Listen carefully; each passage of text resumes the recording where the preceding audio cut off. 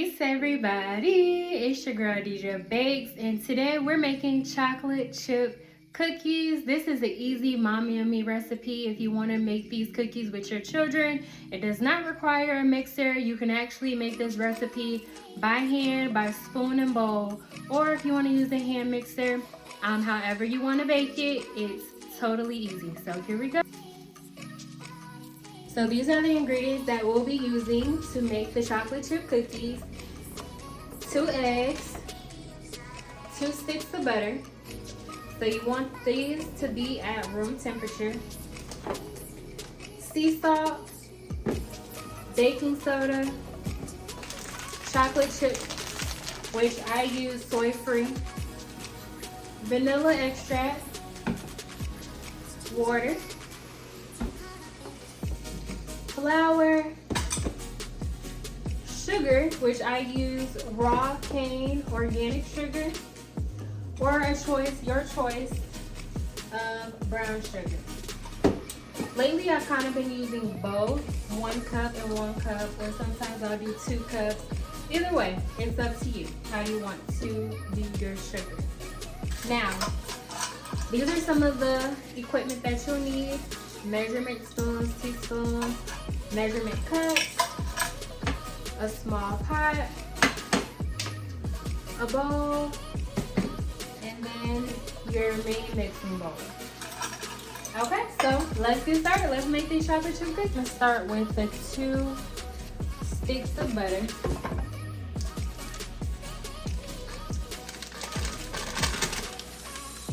Two cups of sugar to the 2 sticks of butter. So today I think I'm going to just go ahead and do 1 of each. So I got 1 cup of sugar. Don't be like me and make a mess, even though it gets messy in the kitchen. Sometimes I just make a mess that's just not even needed sometimes. And then I'm gonna do 1 cup of brown sugar. Now the brown sugar does give it that color, like if you're looking for more like a brown colored cookie. Then we're gonna mix that together until they become, the butter and sugar is creamed together. And while that is going, closing everything back up, getting the eggs prepared, and then your vanilla. So you'll be adding, once this is creamed together, 2 eggs and 2 teaspoons of vanilla.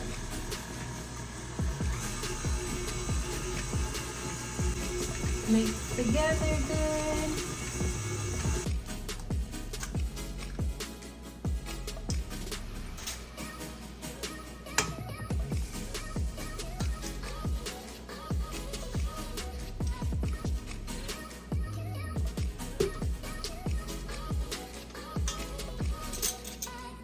And we're gonna mix that until that's fully combined as well. Then now we're gonna add salt, and we're gonna go ahead and prepare our little pot with 2 tablespoons of water. We're gonna boil that or put it on where it's high heat. Then we're gonna add the baking soda to the water. So going a little bit slower. First we're gonna do 1 teaspoon of salt. And we're not gonna mix it, we're just gonna measure it and add it to the batter.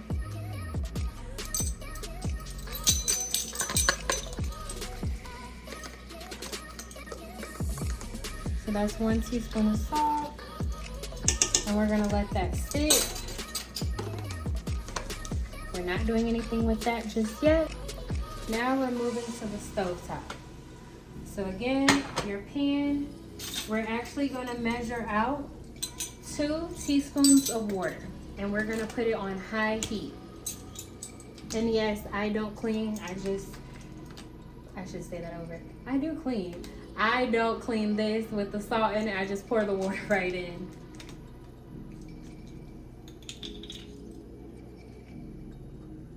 Okay, so 2 teaspoons of water. I like to use fresh water. Hey, if you're a tap person, go ahead, do what you need to do. But I strive again to bake with the best, so hey, hopefully you'll learn some healthier quality baking tips today. Spring water, that is. Then while that is getting warm, we're gonna go ahead and measure out 1 teaspoon of baking soda. So you'll start to see the smoke the steam rather, from the pot. And while it's steaming, that's how we know it's getting hot. We don't need it to come to a boil, just enough for the water to get hot. Then we're gonna add that baking soda. And you'll see it become a mixture together. And this is what we're gonna add to our mixture, our batter. So now we're back at the batter, making sure this is mixed together.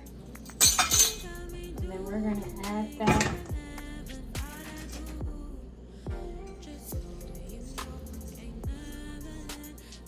And once it's in,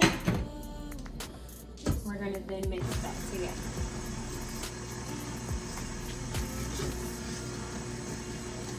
You're probably asking, why do we do that? Honestly, I can't even tell you. I've been making this recipe for years at this point, and I don't even remember why that was a reason why the recipe went that way. So we just I just stick to the recipe and just do it how it was. So that's really that. I'm sorry I don't have the scientific explanation. So next, we are going to measure out our flour.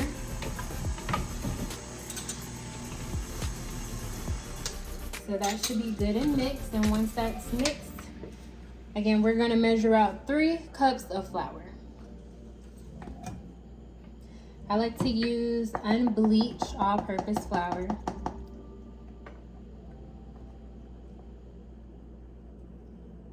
But feel free to use whatever flour you like. So that was 1, 2, and 3. And you may notice, so that way we get this to be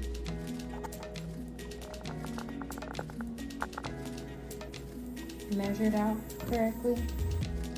I like to go over with my finger, scoop the excess flour off, and add that. So that's 3 cups of flour that we're adding. And it's always me with this spatula, which I forgot to actually add that in the tools that's needed. So you add the flour to the batter, and before we go ahead and mix the flour in, we also add chocolate chip cookies. Chocolate chip cookies. We add the chocolate chips. It's just cookies follow chocolate chips when you say chocolate chips. So you can do about 1 cup, or you can do however many much you like. So I personally like to almost do a full bag. It depends on how much chocolate or how chocolatey you want your chocolate chip cookies. But hey, let's make it sweet. And then you mix that together until it's all combined. Look like this.